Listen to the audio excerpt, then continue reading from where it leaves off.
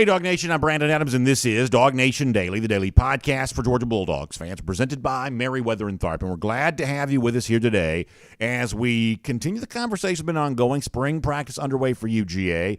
Yesterday, also a pretty pivotal moment on the football calendar, as the Pro Day took place, where former Georgia players had a chance to introduce themselves to the NFL world and show what they're all about with the upcoming NFL draft. We're going to talk about that. In particular, what appears to be not such a great day for Jalen Carter. We'll talk about what all of that means, and the fact that in the midst of this, there was kind of an interesting story running concurrent to what may not have been the best day for Carter. So let me see if I can explain that and make that, somewhat interesting for you here in a moment. Terrence Edwards stops by. Always great to have Terrence as a part of the program. You'll know he'll have plenty of provocative things to say today. There are new details in the controversy of the Alabama basketball team as the NCAA tournament begins today. I want to make sure you are aware of that, and we'll kind of talk about the outlook for the league as March Madness begins. So it is all on the way. We are so happy to have you with us here for it. It is DawgNation Daily, the daily podcast for Georgia Bulldogs fans. We're presented by Meriwether and Tharp, and it begins right now. Today's episode of DawgNation Daily is brought to you by Meriwether and Tharp, your source for Georgia divorce. Find them online at theatlantadivorceteam.com. Presented by DawgNation.com. This is DawgNation Daily, the daily podcast for Georgia Bulldogs fans. Here's your host, Brandon Adams. So yesterday, I was kind of away from work for most of the afternoon and somewhat unplugged from everything that was going on, but I don't know, it seems like it's impossible to ever be truly unplugged. And so you're hearing all these things kind of coming out, and I was hearing some negativity as it related to Jalen Carter's performance at Pro Day. And I'll tell you what the first thought I had was, oh, here we go again. More unnamed sources, more anonymous, sources, more people kind of behind the scenes, whisper campaign, trying to slander this guy. And typically speaking, when this kind of stuff goes on, I'm sort of led to assume that a lot of this is kind of as a way of deflating the player so that maybe he falls in the draft where maybe some team kind of wants him. It seems like there's some of that goes on around NFL draft time. And, I was kind of led to conclude that, maybe that's what's going on with Jalen Carter here. And yet the more you have a chance to kind of dig into this, talk to some people who are there, but also kind of see some of the media reporting once again from people who are there, I think you were left to conclude after yesterday, at least I was, after having been away, kind of hearing about this from afar, kind of the telephone game, and then finally getting a chance to kind of, hear some first-person accounts on this or sort of see, what some, on-the-record media reporting was, is that truly, indeed, Jalen Carter did not have a good day yesterday. I want to show you this as reported by Pete Thamel, ESPN, kind of laying it out there in a story for the network. Thamel on Twitter saying, ESPN update from Jalen Carter's Pro Day, where he was 9 pounds heavier than he was at the NFL Combine and, quote, could not finish his position drills.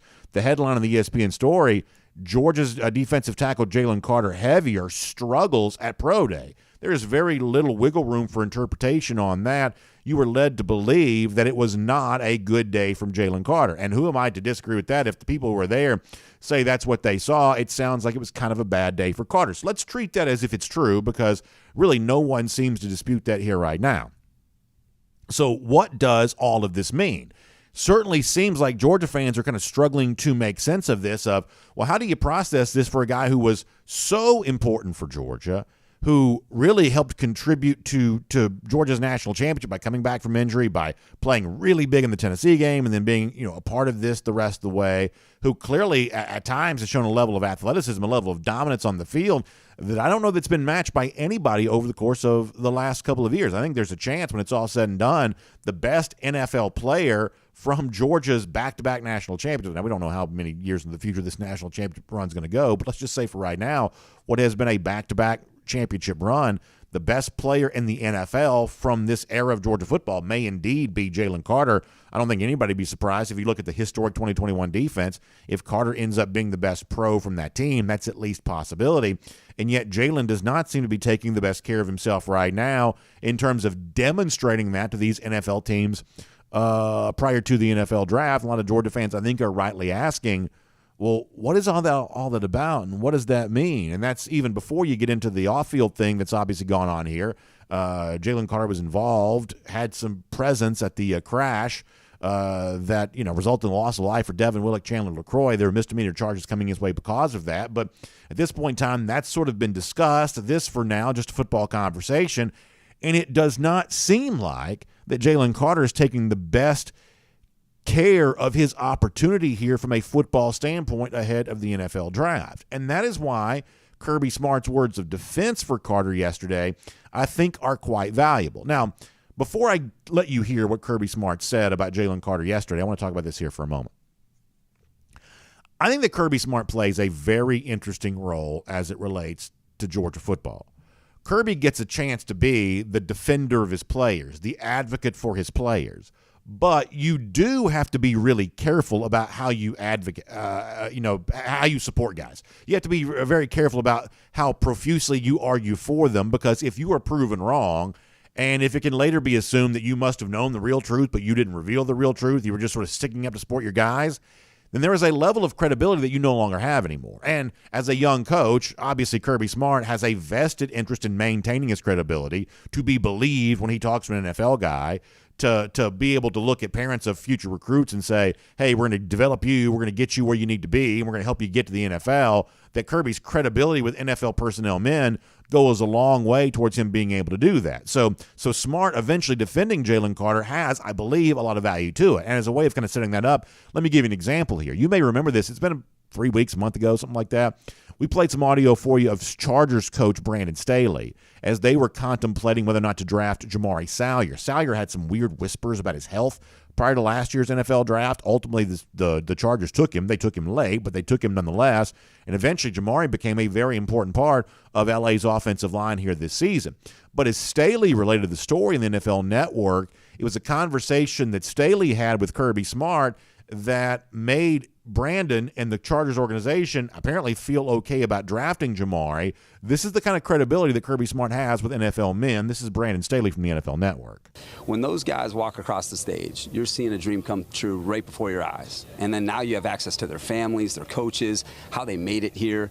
And it's just amazing. And last year, my favorite story probably from my first 2 years is, we picked Jamari Salyer in the 6th round. Great. This guy ends up saving our season. Yeah. And I spoke at Kirby Smart's clinic at Georgia last year, and they had 1 million guys coming out. He does a great job. And Jamari is a guy that we really loved in the draft process. Kind of the rounds are going, and there's some stuff about some of his medical history, stuff like that. And but we love this player, and we're there, and it's getting like the 6th round. I call Kirby Smart on the phone. I'm Directly like, hey man, I'm like, hey Kirby, we need to talk, and and just trying to find out for Tom and JoJo, and he says, hey, Brandon, I promise you, this guy's the real deal. And sure enough, this guy, we pick him. He has a fantastic season, and we probably picked him 2 or 3 rounds too late, but right. Better late than never. But it was just one of those things where you're on the clock and you're trusting the relationships that you built with people, and you're getting that information in real time. And for us to go pick him, it was a great moment for the Chargers. You got to get the picture on this for a moment. Brandon Staley, the Chargers coach, says, I picked up the phone and called Kirby Smart directly. Well, how did Staley have Kirby's phone? That kind of gives you an idea that Kirby's pretty well connected with a lot of these NFL guys, or the NFL guys are sort of only 1 degree of separation away from being able to talk directly to Kirby Smart on the phone. And as Staley relays that story, Kirby Smart says to him about Jamari Salyer a year ago, Brandon, I promise you. Now, listen, I don't care if you're a football coach or an elementary school teacher or a politician or whatever else. You only get one so-and-so, I promise you, and that ends up not being true. You get one promise, and the moment you don't keep one really big promise like this, because Brandon Staley's job is on the line. Every single day, every NFL coach, every NFL GM, they are one series of mistakes away from being unemployed. And once you're out, it is not always easy to get back in. So these guys are very careful with the decisions they make. Kirby, what can you tell me about Jamari Salyer? We like this guy, but so-and-so says health about this, and so-and-so saying this. What can you tell me about Jamari Salyer? Kirby Smart says, Brandon, I promise you.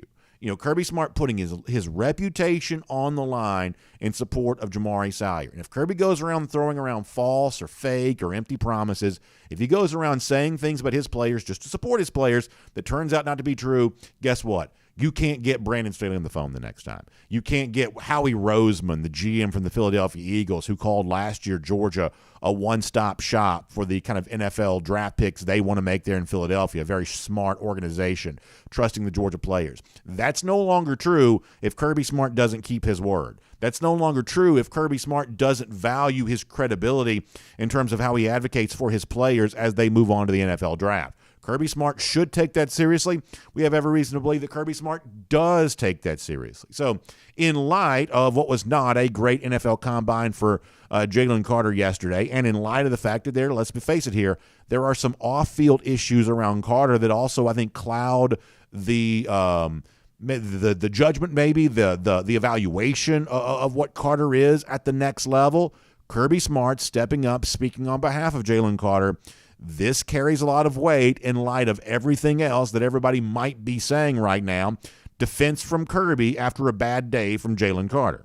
And a lot of questions about Jalen, which probably was inevitable anyway, because when you start talking about, I got a lot of questions about Travon Walker when he came out. So there's a lot of questions generally, but with the situation, probably more questions and more direct. And just try to be honest and talk about the experiences we had with Jalen here, which, Jalen did not have to come back and play after his first injury, nor after his second injury. And both times he wanted to overcome that injury. He begged us to put him in games he was hurt. So the competitive character he's shown, I think, has been really good. And I also think his teammates really respect Jalen. Like, Jalen earned the respect of his teammates. They love being around him. So that's a lot of the things you can say about him.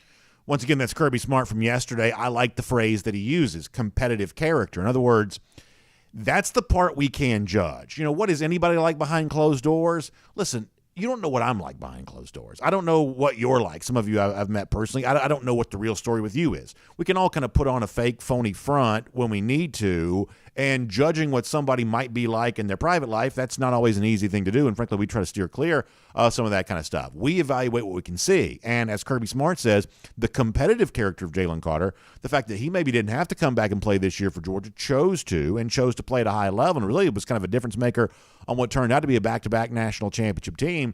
I think we're all really comfortable in saying that part of Jalen Carter, of course we can make an evaluation on, and of course Georgia fans like what they see on that. That's why so many of us are rooting for Jalen to be a high NFL draft pick, and I believe that he still will be. I think the idea of Jalen Carter being the number one overall pick, that ship has probably sailed here at this point in time, but will Jalen Carter still be a very high first-round pick and eventually a very rich man? It certainly seems like that's the case, and based on what Carter showed on the football field, I think that's the way that things should be. I've told you before, if I was an NFL GM, if I was an NFL personnel man, I am making the decisions about what I've seen on the field, what the tape shows. The eye in the sky that doesn't lie. I'm making my decisions on that more so than I'm making my decisions on a pro day or a combine or what some people kind of call the underwear Olympics. I'm making my decision based on real football that has pads on, that includes 11 on 11, that includes full contact, that includes all of that. That kind of stuff would matter for me more than this other stuff. But admittedly, that is also for me a hypothetical situation. And in the real world, the average NFL GM, the average NFL coach just has a lot less job security than Kirby Smart does. Smart is very successful and therefore likely to be employed for a very long time. The average NFL guy of the average one of 32 teams is just not nearly as likely to be employed for nearly as long. They are much more risk averse. And you can say, and I probably do say this a lot, they're too risk averse and they get too caught up in things that ultimately might not matter. But that's easy for me to say because it's not my job on the line if they make a bad decision. And all of this at times kind of comes down to the story that you tell. And a bad pro day to go along with another concern, all of a sudden 1 + 1 = 2 on that becomes the kind of thing that's just going to scare some GMs away. So there is a degree to which that I hope these NFL teams do listen to Kirby Smart. And there's a degree to which, as a Georgia fan, I feel very good about the fact that Smart is openly speaking on behalf of Jalen Carter, because I believe that Kirby Smart believes what he's saying, and I believe that not only does he want to do right by his guy, he also knows that what he says better be true, or he doesn't have the platform to say that anymore to these NFL guys in the future about his future Georgia players. Smart probably takes that very seriously.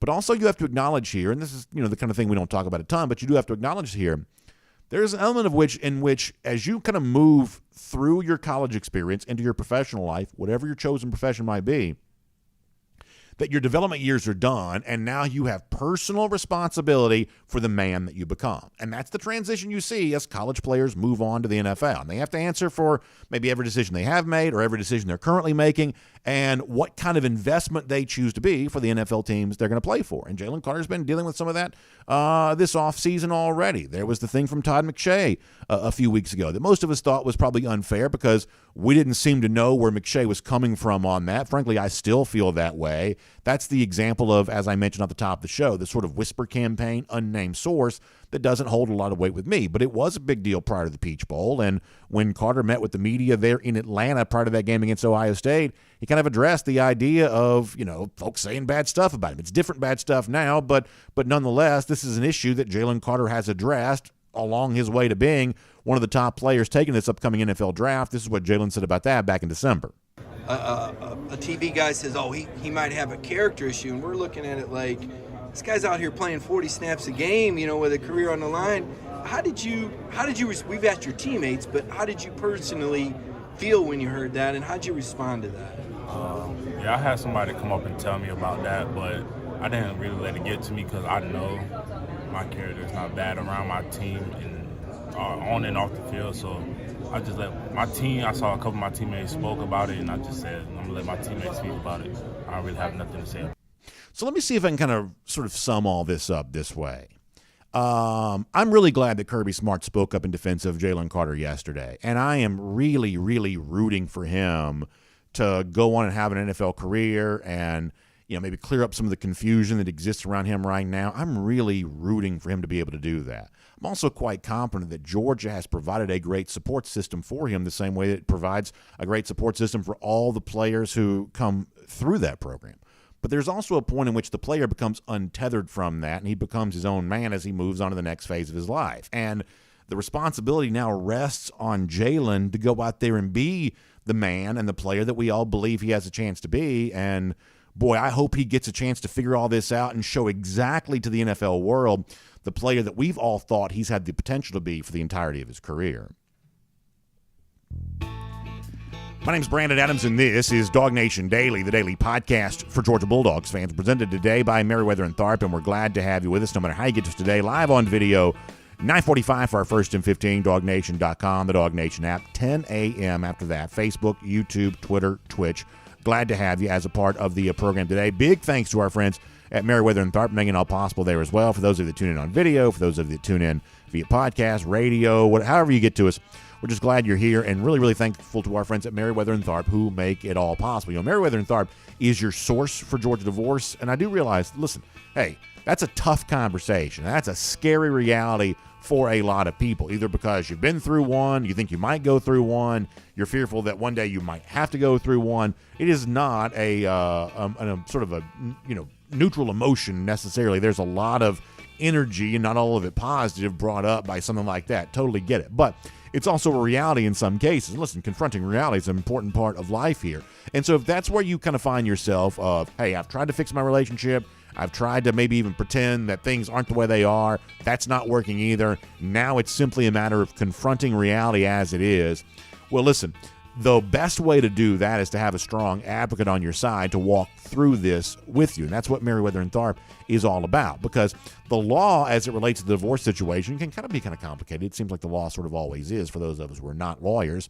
But luckily, not only do the folks there at Meriwether and Tharp, they're a great collection of attorneys, not only do they understand the law as it relates to you, I think they're also really good at explaining the law. I've had lunch with Bob Tharp a million times, and we've had meals together, and we talk about this kind of stuff, and I'm always amazed at how Bob is so good at kind of explaining aspects of this that I would never consider, because that's just the way it is that, most people only go through this maybe one or two times. Some people never go through this, but Meriwether and Tharp has been through this thousands of times. And so when you have that kind of institutional experience, you understand all of the sort of tricky, weird things that kind of pop up here on that, and you become, in their case, very good at explaining that pathway to their clients. So my advice to you is have that free initial consultation with one of the Meriwether and Tharp attorneys. Tell your story, and sometimes it's just kind of nice to have somebody to listen to your story. And then beyond that, make the decision to hire Meriwether and Tharp to kind of walk with you through this divorce process. They are theatlantadivorceteam.com. That's the website, theatlantadivorceteam.com.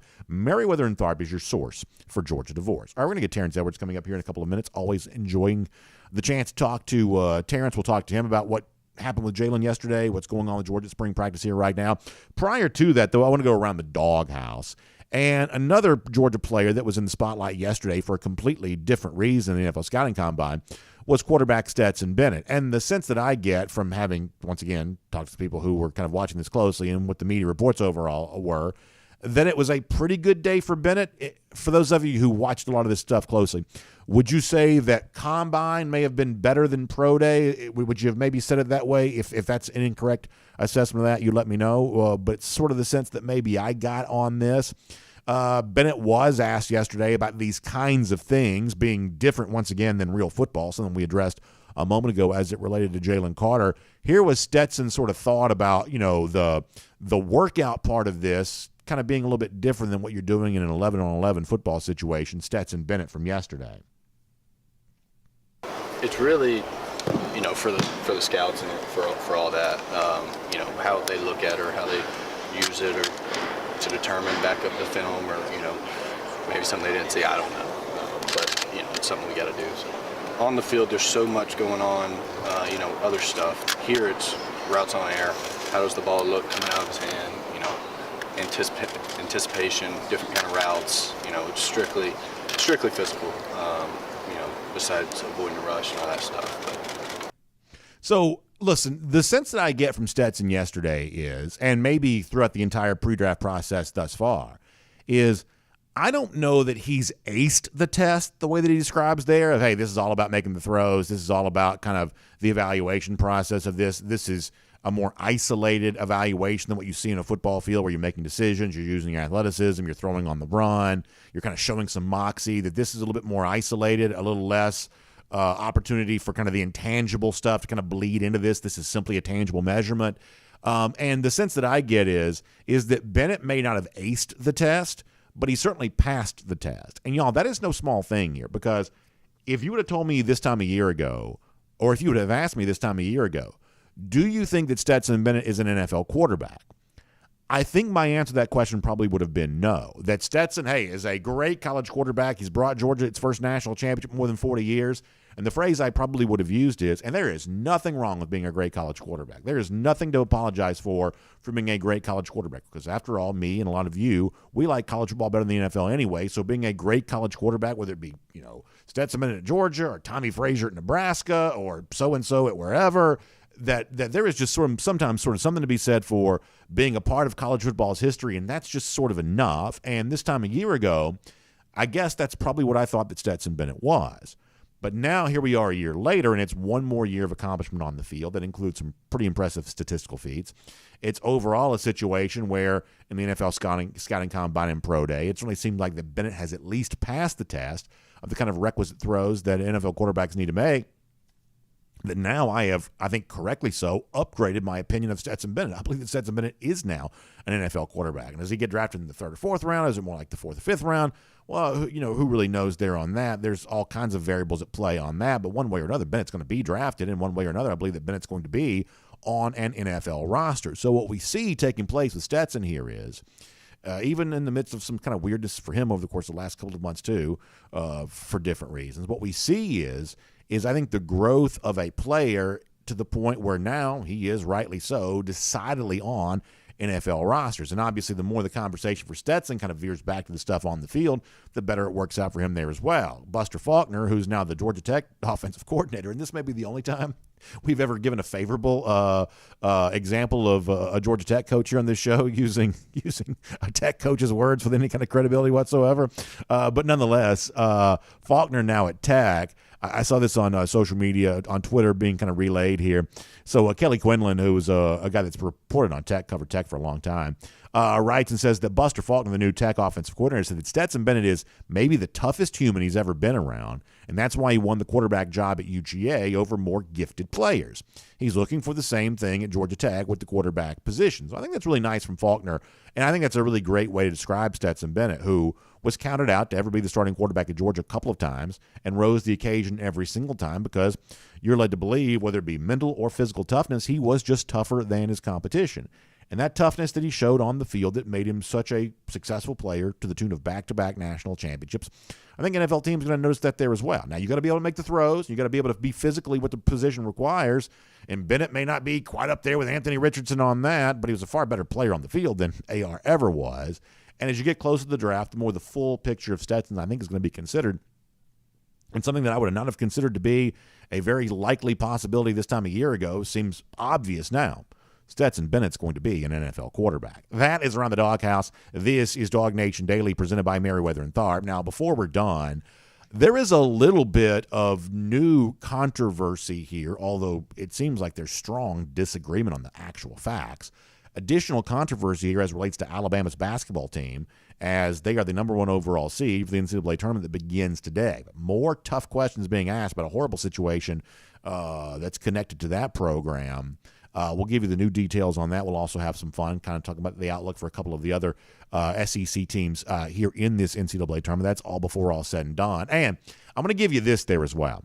Something that won't happen for Georgia in the very near future, but maybe before too much longer, maybe a really cool thing the Georgia football team might be able to do following the path of another SEC football team. I'll tell you more about that before we're all said and done. For now, though, on everything as it relates to Georgia, Pro Day yesterday, spring practice ongoing, what it all means, let's do that right now. Welcome in Terrence Edwards here on DawgNation Daily, presented by Meriwether and Tharp.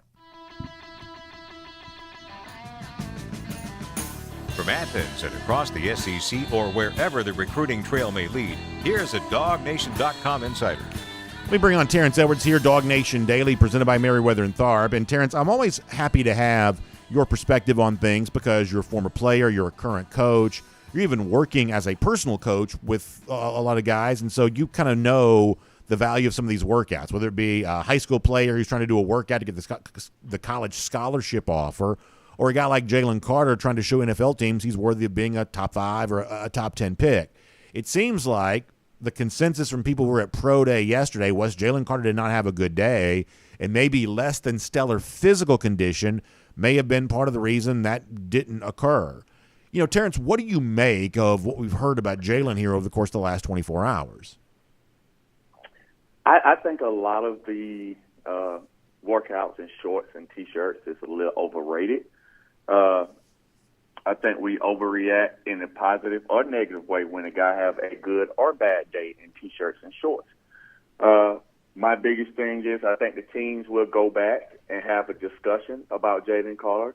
I think the people who really intends to draft him at a high draft pick will have personal conversations with him, try to really get to know the young man and see if this is a blimp or this is who he is. So I think the NFL is going to spend it however much money it needs to get to know this young man inside and out. But at the end of the day, turn on the tape. The tape tells you more than anything, and it's inexcusable to come to workouts out of shape and heavier than normal. That's on Jaden. Jalen has to eat that and understand that was his job interview. But I wouldn't put a lot of stock, just me, into someone working out in T-shirts and shorts. Turn on the film and see how dominant the young man was, and I think will be in the NFL. But it's not a good look to come out of shape and not finish the workouts.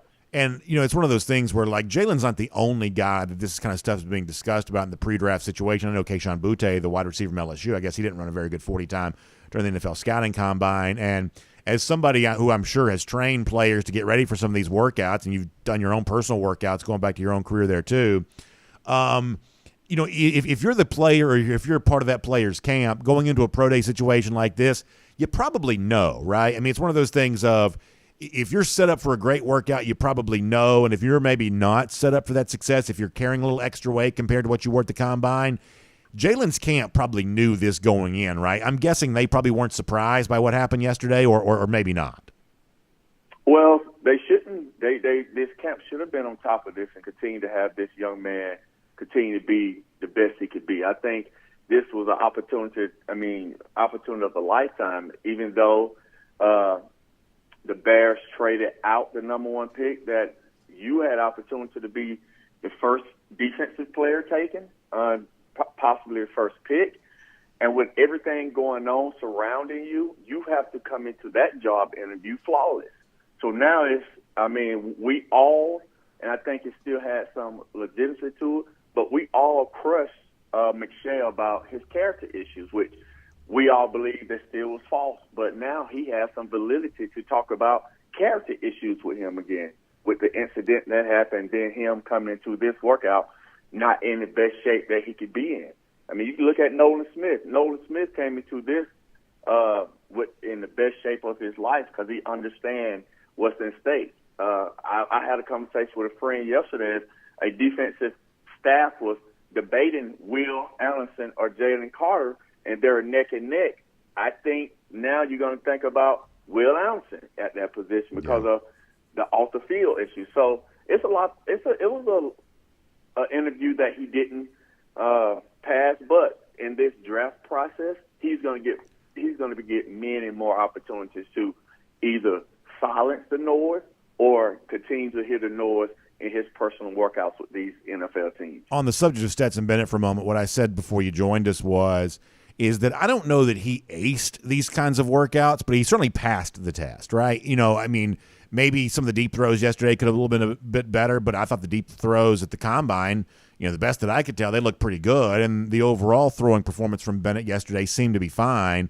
The point I'm getting to here is if you want to tell me there are 32 quarterbacks better than Stetson Bennett, okay, that may be true right now. He may not be an NFL starter, but I don't believe there are 64 quarterbacks better than Stetson Bennett right now. I believe he could be a team's number 2 quarterback this time a year from now. Let me tell you something, Terrence. That ain't a bad life. There are some backup quarterbacks who have banked millions over the course of a long career here. I believe that Stetson Bennett's probably an NFL quarterback. This time a year ago, I'm not so sure I thought that, probably didn't. But I think now I think I probably do. And to me, that is a remarkable story. Some off-field kind of annoyances here over the course of the last few weeks, I guess. But that notwithstanding, I believe that Stetson Bennett is now on his way to an NFL career, and he deserves a lot of credit for the player he's made himself into. So I had a conversation with one of my best friends who we're not going to hold it against him. We grew up together, played in Washington County, graduated together, but he ended up going to Alabama, so we're not going to hold that against him. Okay. But we had a conversation about backup quarterbacks, and we were just talking about Chase Daniels. Chase Daniels spent 14, 15 years in the NFL, and I think he made over $40 million. And we got on A.J. McCarron. And A.J. McCarron spent 8 years, I think, in the NFL and made about $15 million. So, being a backup quarterback does has its perks. I personally, and I tweeted this kind of tongue-in-cheek, but I believe it will happen. I think in the 3rd to 4th round, I think Baltimore Ravens would draft Stetson just because of Todd Monken. How many quarterbacks get to come into an organization that already knows the offense front and back? So his learning curve is not going to be as deep as other quarterbacks they may draft. So Monken, I'm pretty sure Todd loves him. He understands the offense, and I'm not saying that Stetson would be an NFL Pro Bowler, but I think if Todd gives him an opportunity, I think he'll be able to last as long as Todd is there. And then maybe once he really, truly learns the NFL game, even if Coach Monken leaves, he will understand the NFL game. But I just predict it was kind of tongue-in-cheek, but I kind of believe that the Baltimore Ravens will draft Stetson in probably 3rd or 4th round. How about spring practice? That's also kind of gotten kicked off here this week, and we're trying to listen for anything we can about what's going on there. How about some early thoughts from you? What are you hoping to see from Georgia this spring, Terrence? Just for me, it's the quarterback situation right now. We all kind of going into this and trying to figure out which quarterback is going to be the guy. I mean, they got a big shoes to fill from Stetson. And it's kind of funny. This time last year, everybody was trying to boot Stetson out as the starting quarterback, and he only led us to another national championship. So it goes now, who's going to come after him? And Carson Begg, Brock Vandagriff, and Gunnar Stockton now are the 3 candidates. And it's kind of funny that maybe Carson had a leg up if Coach Monken would have stayed, but now it's Coach Bobo eyes. So he may like another thing out of a quarterback. So I think it's going to be a true competition, and I'm ready to see these guys compete. And you know me, I love the receiver position. Yeah. And I spoke with Ladd the other day about some other things. I just asked him about the young guys. And one thing he told me, that they all got some juice. Oh, they all can run. So I'm excited to see Anthony Evans, Yaziz, Haynes, and Williams, I think his last name is. I'm ready to see them contribute. I'm ready to see the tight ends. I'm ready to see Lawson, who I've trained. I'm ready to see Pearson, who I've trained. They got an opportunity to be the third and fourth tight end now. So I'm just ready to see those young guys come in and understand the way Georgia plays, how they practice, and their head is going to be spinning because this is their first practice with the team in a full capacity, not the bowl games. So I'm just interested to see that. I'm interested to see who takes over for Keely Ringo. That's another position that I'm interested who takes that. It's going to be Dylan Everett. It's going to be A.J. Harris, the newcomer. Nyland Green has been there for a while. So I'm just ready to see who takes that next step and who becomes the leader in that secondary with Keely and especially Chris Smith leaving. When you talk to these tight ends who are on their way to Georgia right now, you know, guys like Lawson or Pierce, I got to imagine, because I did talk to Oscar Delp about this, you know, right before he came to Georgia, and I can imagine that Lawson and Pierce are kind of the same way, that the idea of coming to Georgia as a tight end now has got to be such a completely different feeling compared to what it would be for almost any other program, and probably what it was like at Georgia, you know, for many, many years prior to this, where all of a sudden now you step onto the field at Georgia as a tight end believing the sky's the limit for how good of a player I can be. I mean, Brock Bowers is one of the best players in the entire country right now.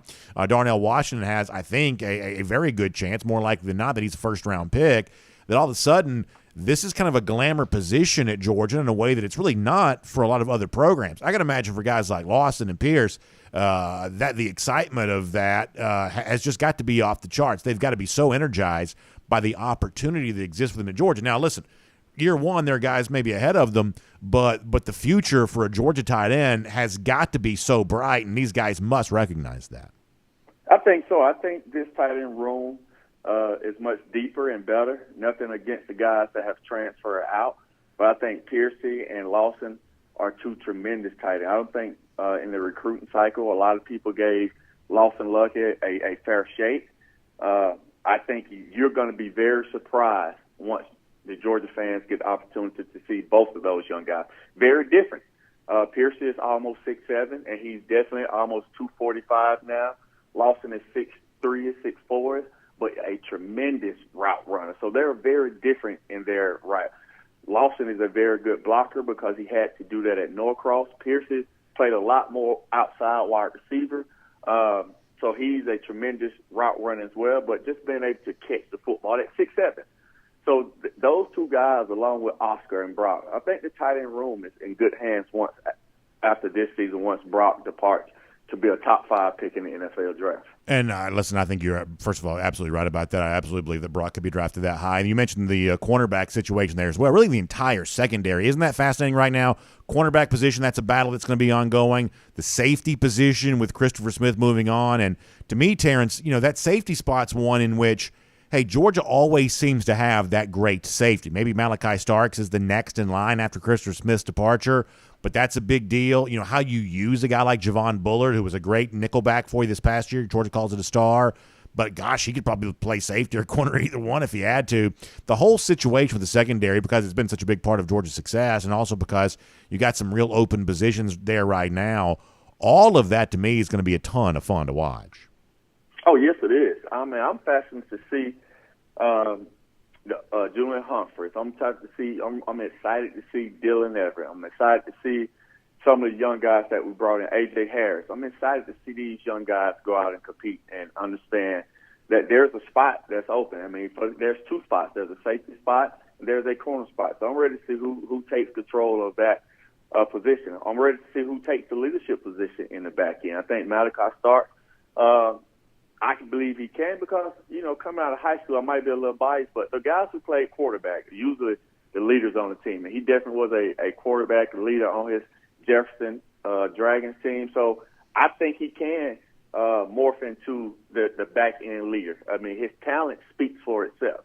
I'm just thinking We did have Louis Singh and those guys, but he's in that midst of probably being one of the most talented safeties that Georgia's ever had. That's the type of talent Malachi Starks brings to the table. So I'm excited to see his growth as a leader. I will be definitely, once I get the opportunity to go, just seeing him being able to talk.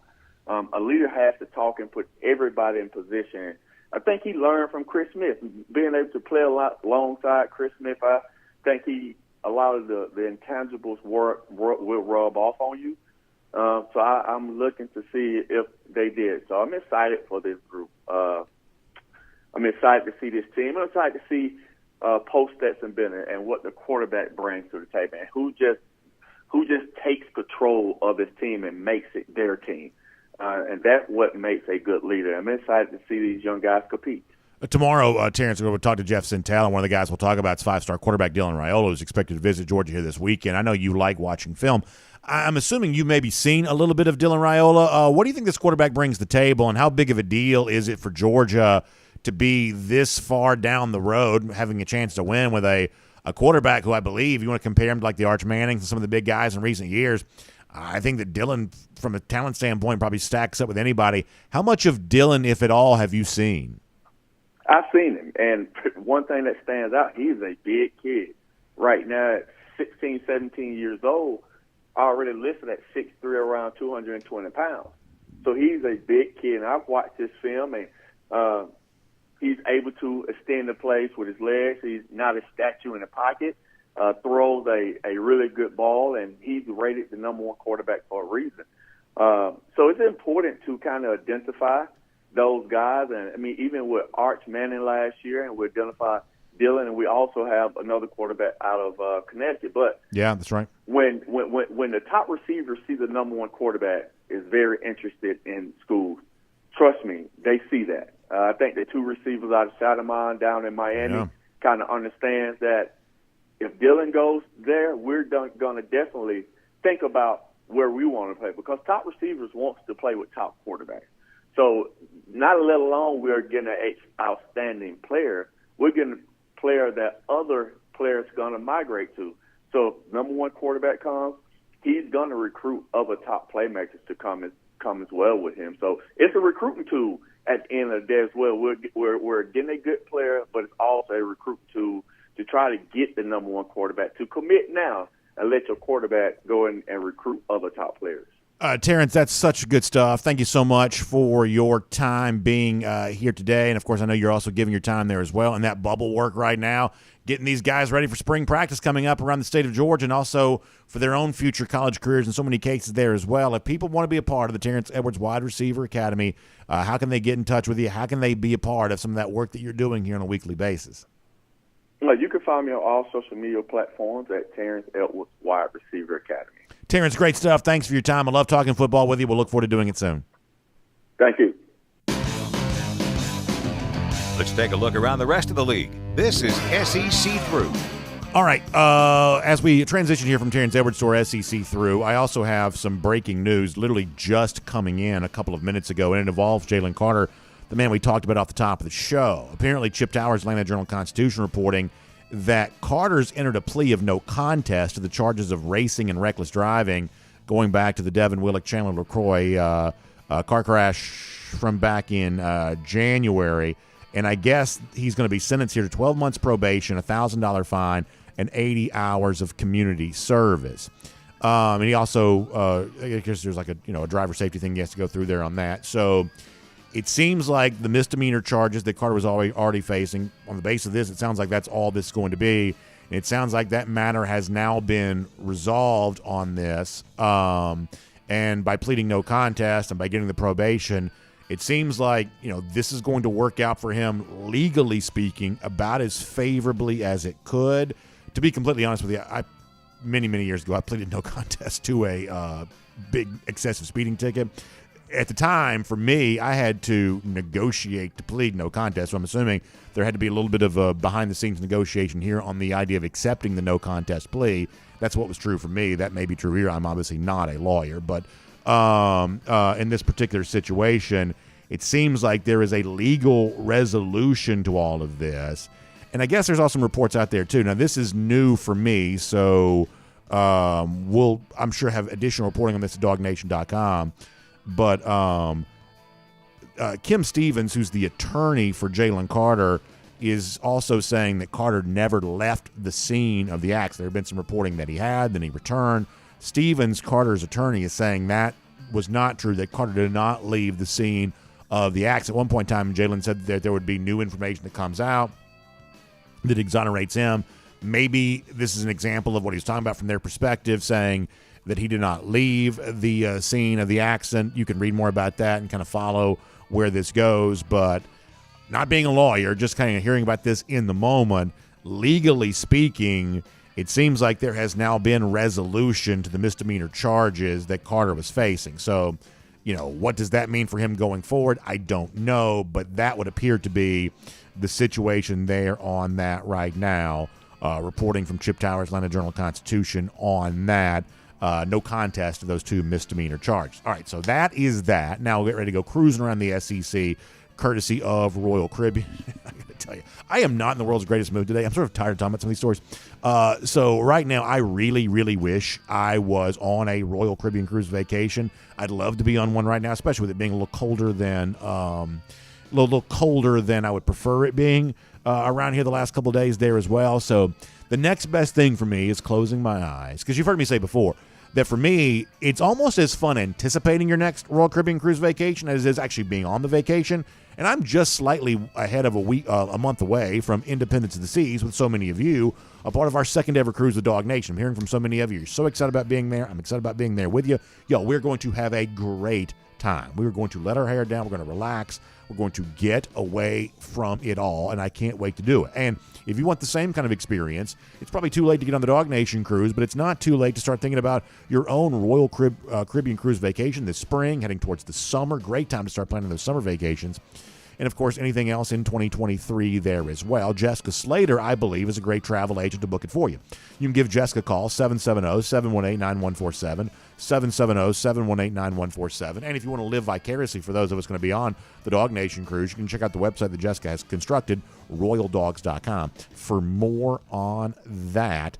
It's going to be a great time. We can't wait to see you there. And any Royal Caribbean cruise vacation, going to be a great time there too. So 3-night, 4-night, 7-night, whatever suits your taste or your agenda, your schedule, you can get all of that from our friend Jessica Slater. She'll help you get a great Royal Caribbean cruise vacation. All right, let's talk about the SEC through here for a moment. And there was an interesting report at the New York Times, kind of ahead of the start of the NCAA tournament here today, and it's being disputed by Alabama.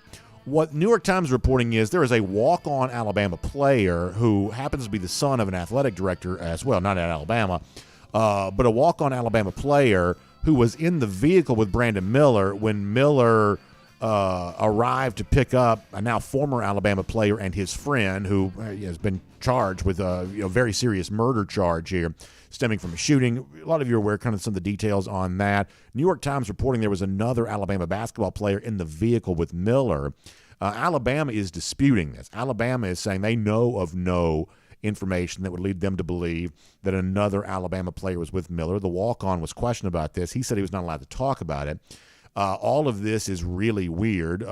Big report from the New York Times. The New York Times also tracked down, this is the part that no one seems to have noticed from that original story, the New York Times also tracked down one of the people who was wearing the controversial, obviously distasteful T-shirt of the SEC tournament this past week with the idea of murdering their way through the SEC. New York Times has identified one of those guys and kind of put him into the story there too. So the New York Times kind of went deep on this issue involving Alabama basketball, but the basketball program itself is disputing the facts on this.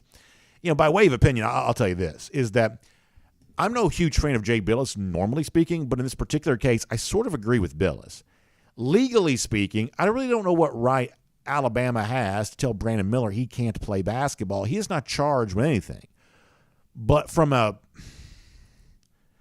sort of a real world, kind of outside of the legalese part of this, I don't know how much more you could be involved in a very scary and bad situation without it just being too weird to play basketball other than this, because the car that Miller was in was hit by gunfire, apparently, according to the New York Times, what they were reporting. Like, I haven't read tons of details about this until, I guess, just recently. I've been sort of generally aware the story was going on. And now there's the idea of another Alabama basketball player potentially being present at the scene, which would be a total of, I think, 4 basketball players at the time from Bama who were there with this shooting that left someone dead.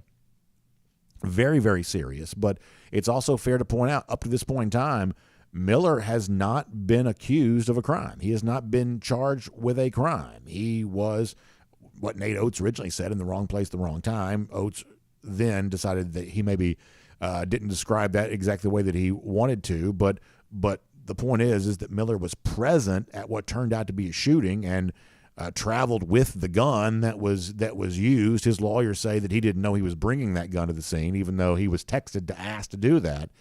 This is a messy situation, and extra New York Times reporting on this, the Alabama disputes, makes it just a little bit messier. So this will continue to be a very big controversy throughout the run of the NCAA tournament. After all, the Crimson Tide is the number 1 overall seed. Now, bringing it back to the idea of basketball here just for a moment, I think it's going to be a very interesting tournament for a couple of SEC teams. And to me, there is going to be, I think rightly so, big spotlight on Kentucky, big spotlight on Tennessee. Now, obviously, Alabama, they're the number 1 overall seed. But beyond that, Kentucky's got a round 1 game against Providence, fresh off losing a round 1 game a year ago to St. Peter's, and one of the most embarrassing losses in NCAA tournament history. And, Kentucky's been kind of one of these up and down teams that, sometimes they seem to have it together, sometimes they don't. I think it is very fair to question the coaching job that John Calipari's been doing there. He's clearly a cultivator of future NBA talent. But if I'm a Kentucky basketball fan, I don't want to be the North Charleston Lowgators or one of these like NBA G League teams. I want to be was it the College Park Skyhawks, whatever the Hawks G League team is. I don't want to be some G League team. I want to be a college basketball national championship contender, and Kentucky hasn't been one of those in forever. So you think round 1 against a team like Providence, every Kentucky starter is better than his counterpart for the Friars. Every single one. There is no excuse for Kentucky losing this round 1 game and, frankly, not going on a little bit of a run after that. This seems to be a little bit of a wide-open region in which they find themselves. John Calipari needs to go on a run. And if Kentucky doesn't do that this year, then you're left to conclude, well, when is Calipari ever going to do that, Kentucky? And really, he may truly be as overrated as some have suggested him to be as of late. If you've got future NBA guys, you can't win with them in college, then you just may not be that good of a coach. And that is what Calipari has facing him as you move through the month of March here. And on the other note, when he looks at Tennessee, who eventually could be staring like a Sweet 16 matchup with Duke potentially. This is not exactly the Duke teams of old. And for Tennessee, who kind of fashions itself as the best athletic program in the SEC right now because they were at one point in time number 1 in football this year. They had a baseball team that was number 1 for a good portion of the year last year. They got a basketball team that I think was, ranked at or very near the top for much of this season. They can kind of point to all the teams they've had that have been ranked near the top of the country in their various sport. But guess what? When it's all said and done, Tennessee got embarrassed by South Carolina in football. Baseball team got knocked out in the NCAA, was it super regional against Notre Dame, or was it the regional? Either way, they didn't make the College World Series. I sort of feel like the basketball team is about to get bounced in similar fashion. That if you're a Tennessee program, their athletic director, Danny White, makes that like $1 gazillion. He has a very big contract. Just recently, signed an extension. If you're Tennessee here, after having a lot of sports teams ranked at or near the top of the rankings in their various sports, it may be about time for you to turn in a postseason performance on one of these deals here. I'm not quite so sure the basketball team's capable of doing that, but certainly they face some winnable games along the way here, so there's no reason why they shouldn't. But if previous Tennessee athletic performances to be your guide, then they probably won't. So that's a couple of SEC teams I think are probably worth your time. And then to bring it back to football here just for a moment. So I saw where we already have an announcement as it relates to the 2024 college football season opener that's going to take place between LSU and USC in Las Vegas. Now, the reason why we can make these announcements now is because in 2024, all these games are going to be like the ESPN family of networks, and so ESPN doesn't have to wait, to see what everybody else does. They control all of this content in the future, and so they got LSU and USC locked up. But my point in telling you all this is, how much fun would this be for Georgia?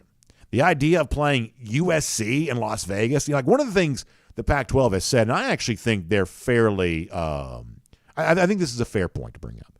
They feel like part of their harsh judgment as a poor football conference is based on the idea that in the beginning of the year, you have teams like Oregon traveling to Atlanta to play Georgia, and therefore traveling west to east, they have unfair.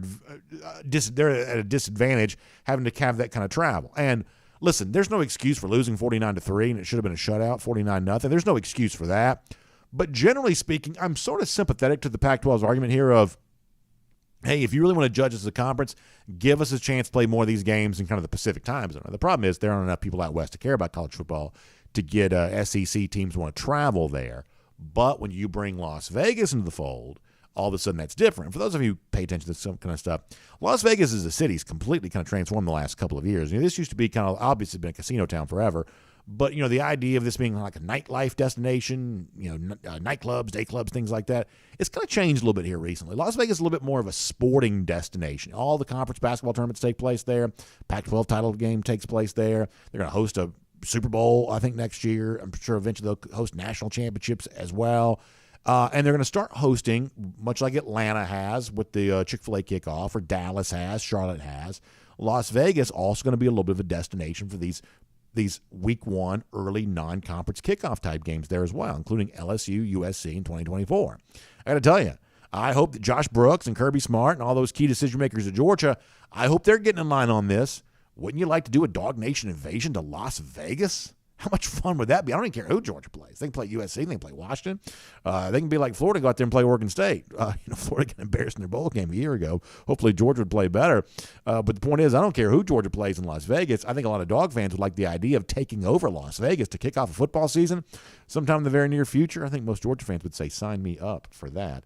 That is good stuff. It will make that cruising around the SEC courtesy of Royal Caribbean. So always a lot of fun stuff with all of that. I don't know if we have the technology to be able to do this, but Michael, yesterday I was supposed to give a shout out to our friends at the Finish Long Drink. I wasn't able to do that. Do you have that fired up in there right now? Yeah, look at that. Boy, talk about just on demand. You can just click whatever button you want to. So let me give a quick shout out to my friends at the Finish Long Drink. Speaking of being in Las Vegas, enjoying maybe the possibility of a cocktail prior to the start of a football game. Obviously, if you're thinking about cocktail this time of year, you want a ready-to-drink cocktail that comes right there in the can. No mixed drink that you don't have to be a professional mixologist to figure out how to do this. It's already made for you. Just pop the top and enjoy it, or pour it into a glass, whatever you want to do. That is what the Finish Long Drink is all about. And if you've never tried it, you've heard me talk about it, but you've never tried it before, great time to go to thelongdrink.com and find out what it's all about. You can get one of those 8-can variety packs, which is 2 different cans of each of the 4 Finish Long Drink varieties, or you can pick out the variety that you think would be best for you, whether it's Long Drink Cranberry, Long Drink Strong, 8.5% alcohol by volume, Long Drink Zero, no carbs, no sugar, traditional, blue can, grapefruit flavor, gin kick. That's probably the one I like the best.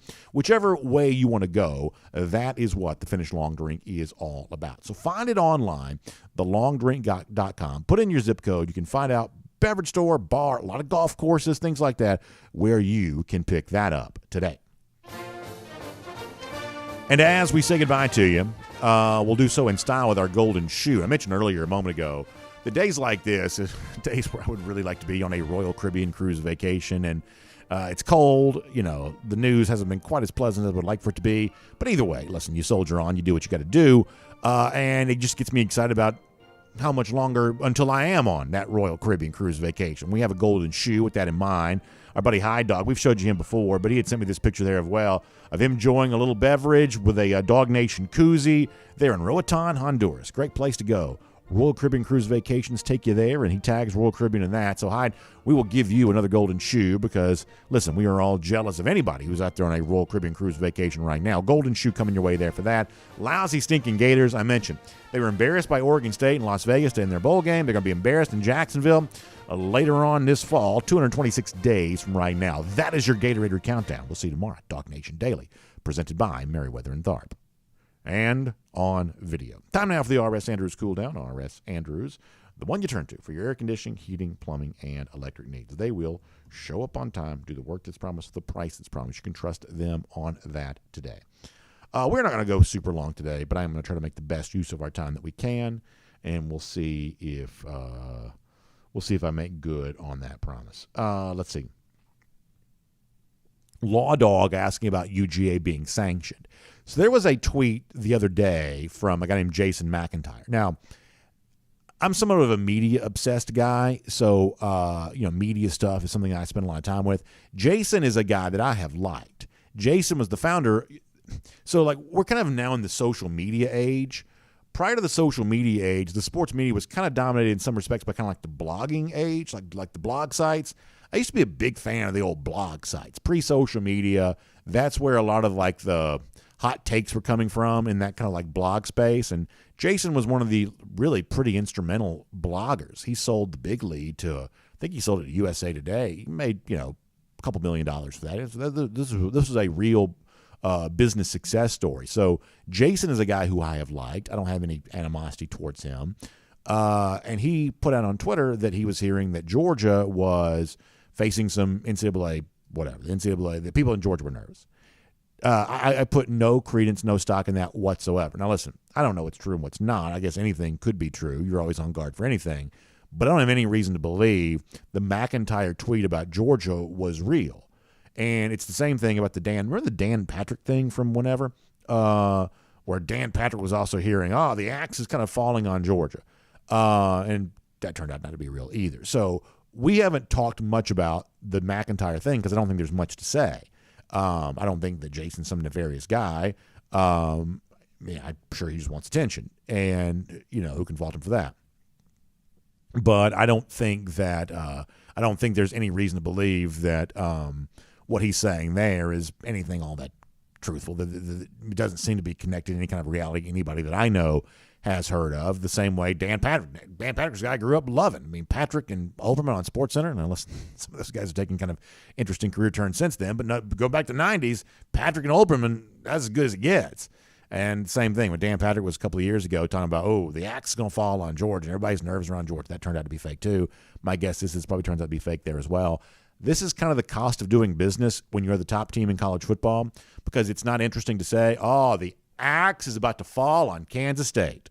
Well, guess what? Much like the tree falling in the woods, if no one's there to see it, no one doesn't really make a sound. That the idea of some sort of NCAA investigation, happening around some also ran program, not interesting at all.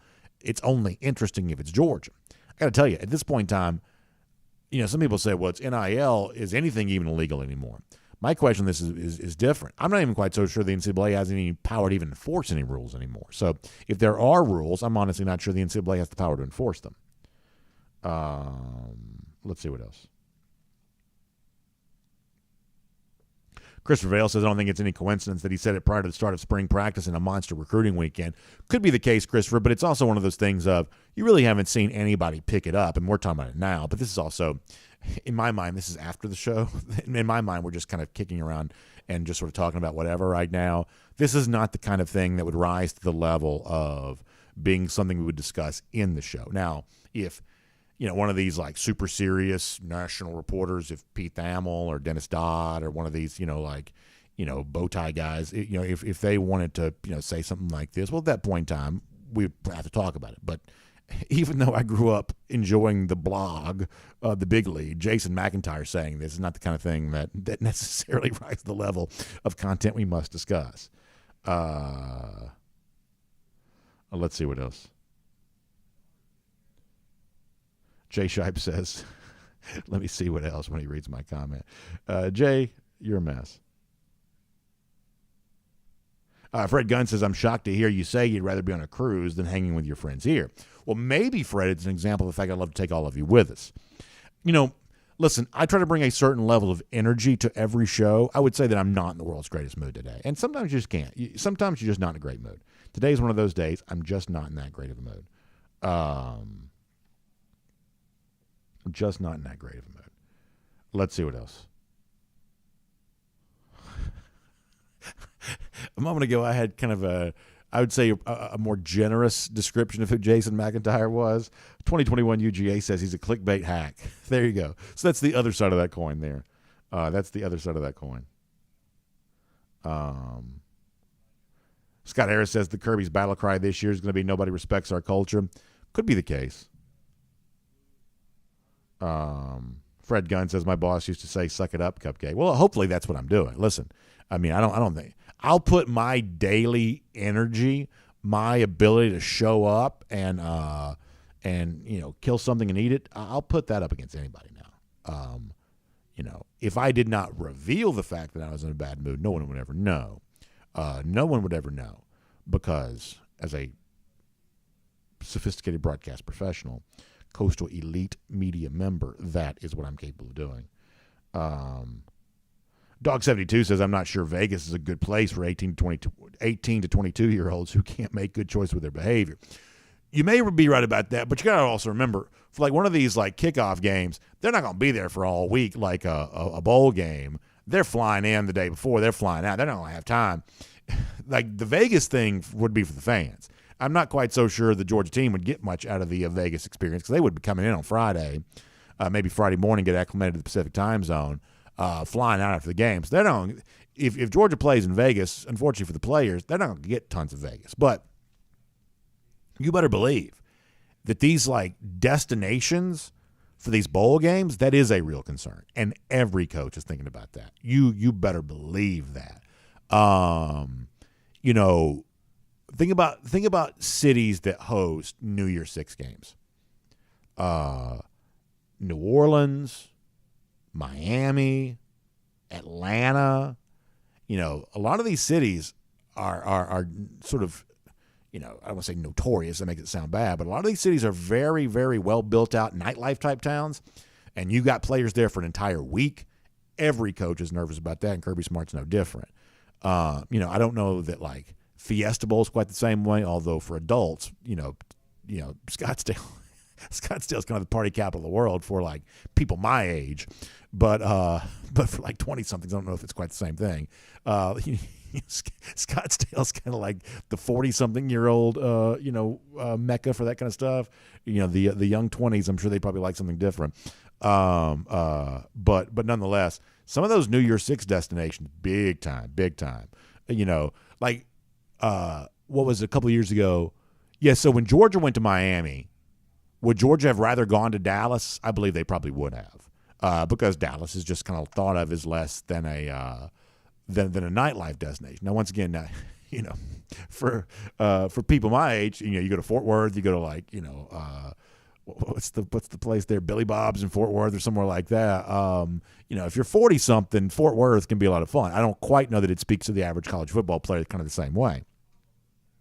So if you've got like playoff choice between Dallas and Miami, people want to go to Dallas. A lot of teams want to go to Dallas because it's just less nightlife. If you've got the choice between, obviously Georgia wants to stay close to home in Atlanta, but for most people, do you want your players spending a week in Arizona, spending a week in Atlanta? For a lot of teams, they'd rather be in Arizona for a week because Atlanta just has more nightlife. That's just a fact. I don't know that you're worried about an overnight stay too much, because you can kind of keep the players corralled in the hotel room. But over the course of the week, you can't keep them corralled for a week, and you got to be concerned about that. Let's see what else.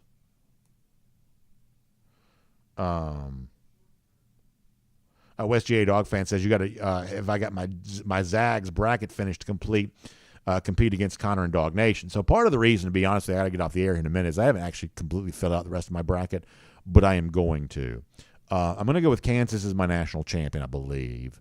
I'm probably looking at a deep run, for one of these Pac-12 teams, either Arizona or UCLA. I'm probably looking at a deep run for either Kentucky or Duke.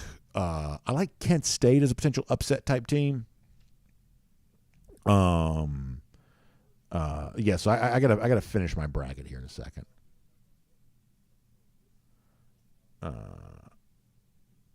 JC Dog and the idea of the 90 Sports Center days being great. Yeah, they really were. I mean, like the biggest thing when I was in high school this is around the time that ESPN first started replaying the sports centers in the morning. So it's like you're getting ready to go to school and you're just kind of watching that replay Sports Center over and over again.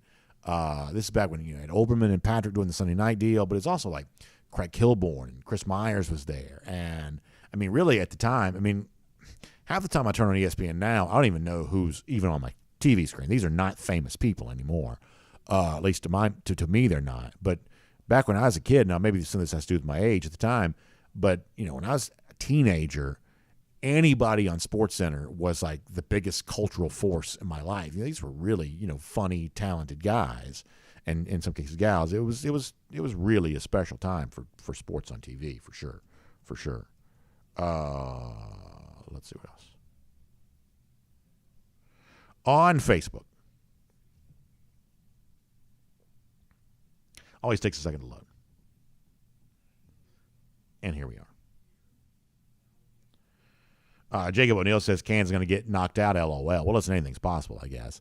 But my argument in favor of Kansas, and listen, I told you the other day, I watch about 5 minutes of college basketball per night, and on the basis of that, I have developed very strong opinions about this tournament, so do with that what you will. I am not purporting myself to be John Rothstein right now. But my thing about Kansas is, I don't know that anyone has performed better against a tough schedule. Big 12 probably the best league in college basketball this year. Probably the best overall league. The Big 10 has a gazillion teams in the tournament, but none of those teams are going anywhere. They're all pillow soft. The Big 12, by comparison, I think that's been a kind of a rough and tumble league this year, and Kansas has survived a good number of those matchups. So if you want to cheer against Alabama, and I do, I think the best bet to cheer against them with is probably Kansas. And if it's not Kansas, it's probably UCLA or Arizona. Those would be my most likely non-Bama national champs. Jeff Ingram on Dateline going to Tuscaloosa. Yeah, the Alabama situation is really weird. It really is. And like one of the things I don't like is the way in which people kind of jump up and down and they don't want Brandon Miller to play because it is a bad look. And the more you read in on this, the more you're left to conclude this is a really bad look. I mean, you've had a couple of PR blunders. I don't think that Alabama has to be responsible for what two idiots wear the NCAA to the SEC basketball tournament. And some of the performative outrage from some of the media types over two nobodies wearing a T-shirt is, I think, rather stupid.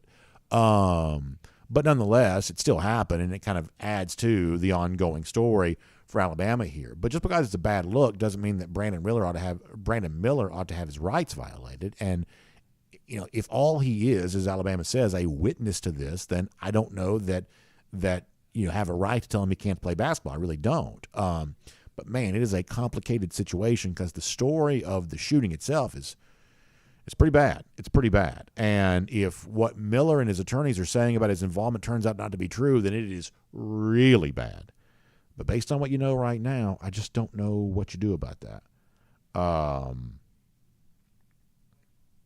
Chris Free says, watch out for the Lady Dogs. Yeah, let's talk more about that. Y'all give me an idea here. Give me kind of like the thumbnail on the Lady Dogs in the tournament, because I would like to support them there in that. Admittedly, that is not a sport I know as much about, but tell me what I need to know about this.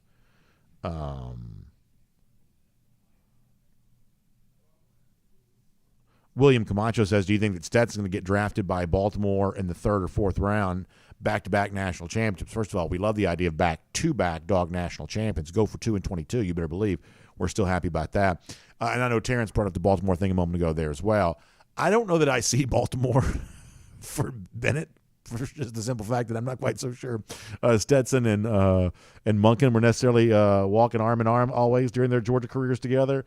But could I see Bennett being third, maybe a little high? Fourth round may be about right for Bennett. And listen, there are a lot of fourth round quarterbacks who've gone on to good careers. Let's see what else. So Barry Watkins says they play Florida State today. Well, there you go. So Georgia, Florida State women's tournament. All right. So, oh, good gracious. I'm trying to find what the game time is, but So 1:30 p.m. today. Yeah, so a couple of hours away. 1:30 it looks like here for Georgia, Florida State in the women's tournament. So best of luck to the Lady Dogs there on that. We'll be watching that closely, for sure. Randy Hall and the idea of Houston. Yeah, I don't know that I can buy into the Houston thing here right now. I said before, I'm a very big conspiracy theorist when it comes to the NCAA tournament. When you see two good mid-major teams, they're often matched up against each other. I'll give you a prime example of this. Look at the 2 8-9 teams opposite Purdue. Like, that's Memphis and that's, Florida Atlantic?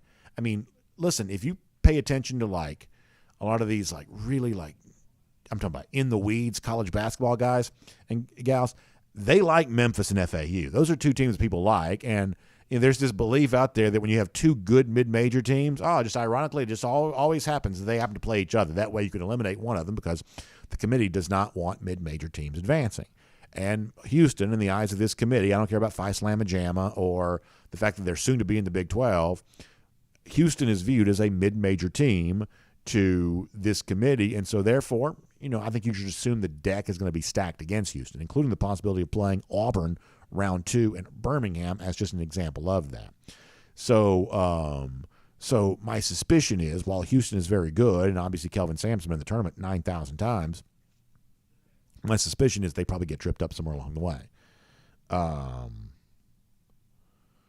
over here at DawgNation on YouTube. Cigars and Bourbon says Stetson's a good quarterback. I agree with that, and I'm also in favor of both cigars and bourbon. Memphis Dog says go Memphis. Yeah, I think Memphis could be a lot of fun. Now listen, I'll certainly take Memphis over Purdue, and I'd probably take Memphis and FAU over Purdue. I mean, like Purdue, I'd be very interested to see. I think there's probably a place you can go to find this out. Of these big national websites like ESPN, CBS, where you like click your picks, they keep record of who picks what. I'd be very interested to see how few people have Purdue advancing past that first weekend. As a number one seed, of course, player of the year with the big guy, of course. But I haven't met a soul yet who buys into Purdue at all. And, that's true for like crackpots like me who are basing this on a couple of minutes a night of watching these hoops. And that's true for people who are living and dying the sport. I haven't met the first person who vouches for Purdue at all. So, yeah, Memphis Dog says go Memphis. I could definitely see Penny and them pulling that upset in round 2. Much the same way that Georgia, by the way, as an 8 or 9 seed. I forget which one they were, but they also beat 1 seed Purdue in the 95 NCAA tournament. Could be the same thing here as well.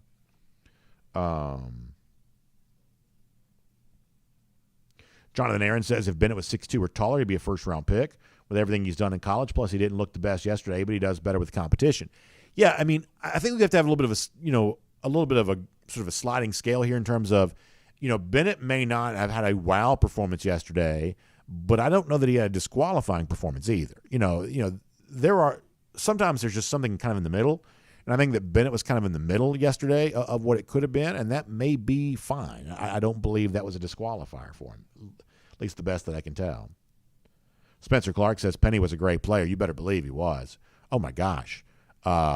Especially, he went on to a nice run there with the Orlando Magic, and that was fun. He had Shaq there for a while, and then he kind of became his own guy there too.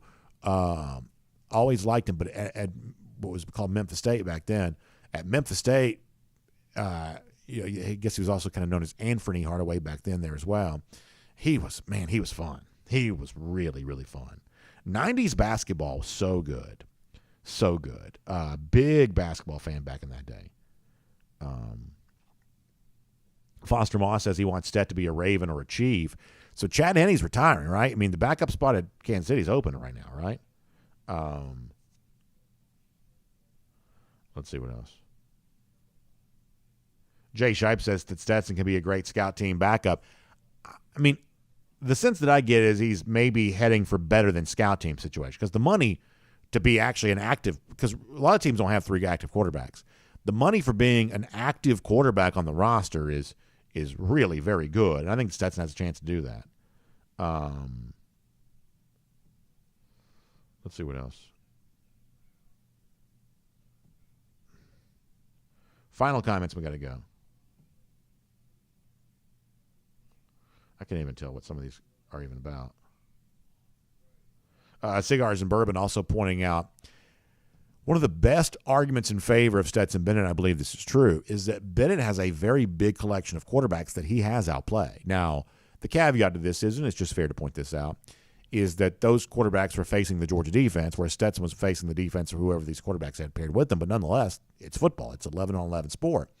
And Bennett outplayed Max Duke in national championship. He outplayed, Hendon Hooker in November. I think he outplayed Will Levis.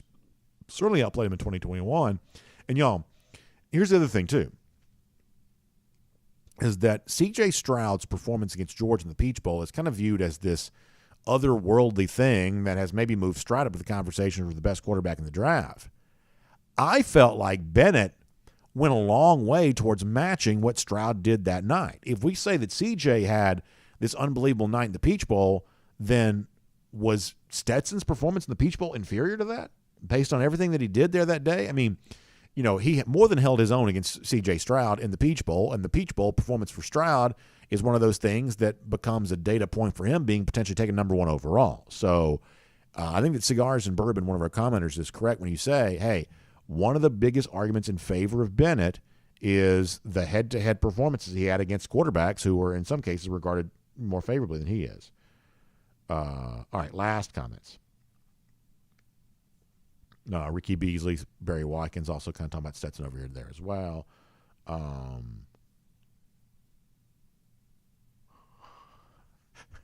Jay Shipe says that I got the Georgia players sick before the Peach Bowl. Y'all can't be saying this kind of stuff. People are gonna get mad at me. I had a little bit of a throat thing going into the Peach Bowl media day, but I was fine. I was fine. Y'all get that stuff started.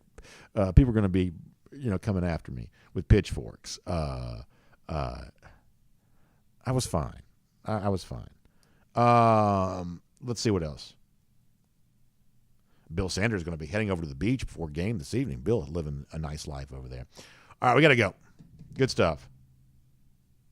Dog72 also pointing out that Bennett seems to thrive under pressure. There's no doubt that's the case there as well.